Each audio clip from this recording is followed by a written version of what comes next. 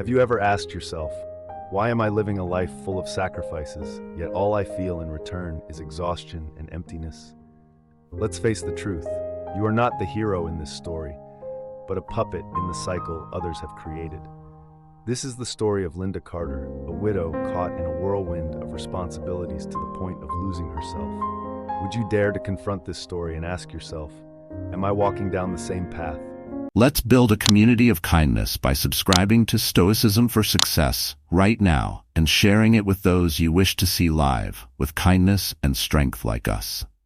Let's spread these positive values together. Linda Carter was a 62-year-old woman living in the small town of Stowe, Vermont.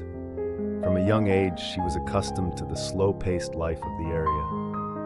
The house she and her husband Harold had built together was where her most beautiful memories were kept. The two-story home, with its spacious porch and flower-filled garden, had once been filled with laughter and warmth. Harold was the man she had loved from the first moment they met. He had gentle eyes, a deep, soothing voice, and a calm demeanor. Throughout their 40 years of marriage, they had faced many ups and downs together, from work struggles to the joy of welcoming their daughter Sarah into the world. But 3 years ago, Harold passed away suddenly from a heart attack, leaving Linda in a state of emptiness and loneliness. Linda had once been an energetic woman who loved gardening and painting. But after Harold's death, she lost the motivation to pursue her hobbies. Her peaceful mornings with a cup of tea turned into hours of sadness as she sat looking out at her garden, reminiscing about happier days. One day, Sarah called and suggested that her mother move to Boston to live near her family. This suggestion came as a lifeline for Linda. Sarah spoke over the phone, her voice filled with hope. "Mom, we've always wanted you to live close so we can take care of you. You won't have to feel lonely anymore, and the kids would be so happy to have their grandmother nearby." Linda thought long and hard about it. Deciding to sell the house she and Harold had lived in all their lives was not easy. But in the end, out of love for her family, she agreed to move to Boston. Linda hoped this change would help her escape her sadness and rediscover the meaning of life. On the day Linda moved to Boston, Sarah's family threw a small welcome party for her. Her two grandchildren, Lucas and Emma, jumped with joy when they saw her walk through the door. Their tight hugs and innocent laughter made Linda feel young again. Linda's new life began with simple joys. Every morning, she woke up early to walk to Sarah's house, where she prepared breakfast for the whole family.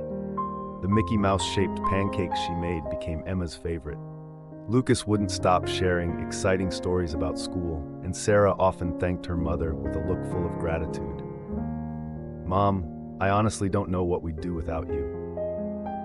Linda felt like she had regained her purpose in life. She cherished her time with her family, the evenings spent reading stories to her grandchildren, and the family outings to the park. But that joy didn't last forever. After just a few months, Linda began to realize that her role in Sarah's family was becoming indispensable. What started as voluntary help gradually turned into an integral part of the family's daily routine. Her schedule became packed with tasks: driving Lucas to school, preparing meals, cleaning the house, and looking after the children while Sarah was at work. She no longer had time for herself. Her peaceful mornings with her favorite book were now replaced by a never-ending to-do list. One day, while setting the dinner table, Linda overheard Sarah telling her husband, "I don't know how we'd manage without Mom." That remark made Linda feel both proud and pressured. She wondered, am I truly helping my family, or have I become an irreplaceable part of this cycle? Let's build a community of kindness by subscribing to Stoicism for Success right now and sharing it with those you wish to see live with kindness and strength like us. Let's spread these positive values together. Physical and mental exhaustion increasingly weighed on Linda. At first, she still felt joy, but over time, everything became a burden. One evening, after putting her grandchildren to bed, Linda stepped out onto the balcony, gazing at the starry night sky. She thought of her home in Vermont, a place that had once brought her true peace. In that moment, she felt an overwhelming emptiness. Linda began asking herself, is this the life I want? I've sacrificed everything, yet why do I still feel unhappy? These thoughts filled her with guilt. She tried to reassure herself, I have a loving family, well-behaved grandchildren. I have no right to feel this way. Yet the sense of losing herself remained unshakable. During a gathering at the local church, Linda unexpectedly reunited with Nancy, an old friend. Nancy quickly noticed the wariness hidden behind Linda's smile. In a private conversation, Nancy asked, Linda, are you okay? You don't seem very happy. Linda sighed and shared everything she was feeling. Nancy listened empathetically and then said, Linda, I used to feel like you, but then I realized that if I didn't take care of myself, I wouldn't be able to truly love and support my family. Sometimes we need to put ourselves first a little. Nancy's words stayed with Linda, making her reflect deeply. It was the first time she dared to confront her true emotions. Linda knew that change wouldn't happen overnight. She started with small but meaningful steps to regain balance in her life. Every Monday morning, she treated herself to a walk in the nearby park. It was a peaceful time where she could breathe in fresh air, listen to birds chirping, and feel connected to nature. At first, Linda felt guilty for not staying home to help Sarah, but gradually, she realized these moments of quiet rejuvenated her and filled her with energy when she returned to her family. One day during her walk, Linda discovered a free painting class at the community center. She remembered her younger days when painting had been her greatest passion. She decided to enroll. On the first day, Linda felt a bit awkward holding a paintbrush again, but soon the familiar feeling returned. The first strokes on the canvas marked the beginning of a vibrant new chapter in her life. In the class, Linda met many new friends, people who were also seeking to rediscover themselves after challenging times. One of them was Carol, a woman who had gone through a similar situation as Linda. Through heartfelt conversations, they shared stories, small joys, and past sorrows. This friendship helped Linda realize she wasn't alone, and that every difficulty could be overcome if one was willing to open up. Besides painting, Linda also participated in other activities at the community center, such as yoga and book clubs. These activities not only brought her joy, but also helped her expand her social circle and rekindle her lost confidence. Linda understood that to truly reclaim herself, she needed to have an honest conversation with her daughter and express her desires.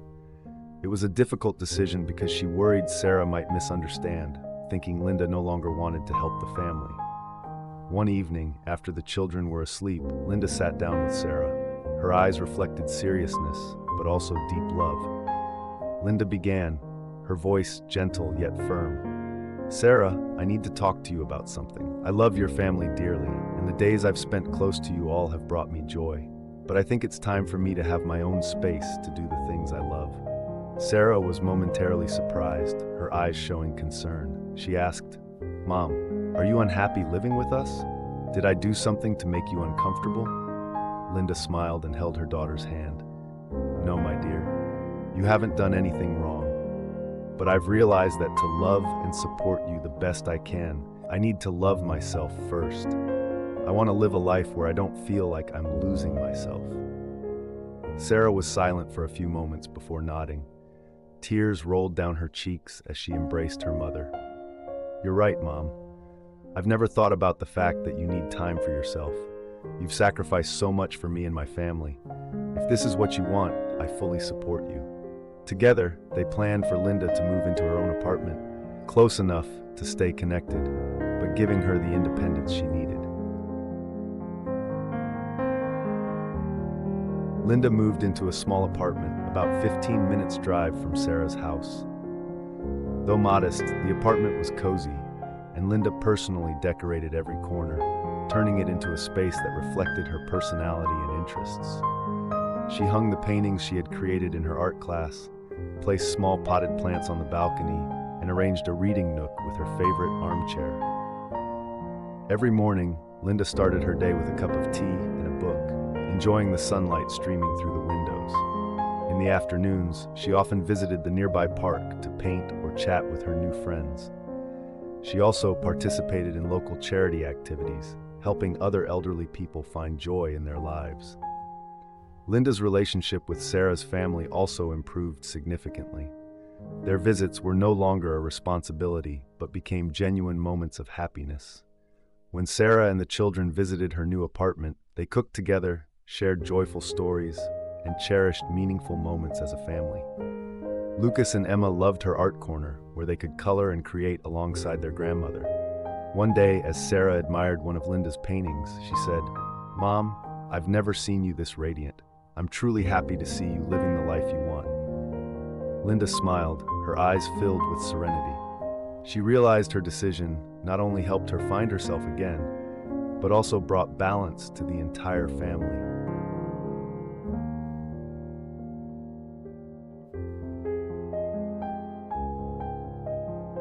Linda's story is not just a journey of self-discovery, but also a valuable lesson for all of us. Autonomy is the key to happiness. Linda realized that to love and help others, she needed to love herself first. Honest communication, the candid conversation with Sarah helped them understand each other better and find the best solution together. Balancing responsibility and personal joy. Linda learned to create balance, ensuring responsibilities didn't overshadow the small joys of life. It's never too late to change. At 72, Linda proved that anyone at any stage of life can reinvent themselves and live a fulfilling life. Thank you for watching this video. Let's support our wonderful community by hitting subscribe and turning on notifications right now. Show everyone that you're living kindly by liking the video and sharing your experiences in the comments. Take action now to spread positive energy.